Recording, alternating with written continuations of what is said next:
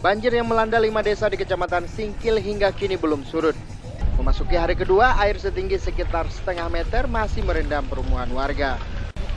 Selain merendam rumah warga, Desa Payabumbung, Rantau Gedang, Teluk Rumbia, Gilangan, dan Sukamakmur, banjir juga masih memutuskan akses jalan menuju Desa Rantau Gedang dan Teluk Rumbia. Akibat banjir ini, aktivitas di 5 desa terganggu. Sejumlah petani sawit terpaksa mengangkut hasil panen mereka dengan menggunakan sampan.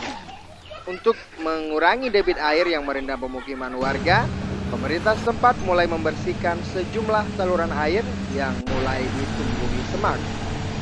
Dari Aceh Singkil, Jakartawan Adi Nugraha melaporkan untuk Aceh Video.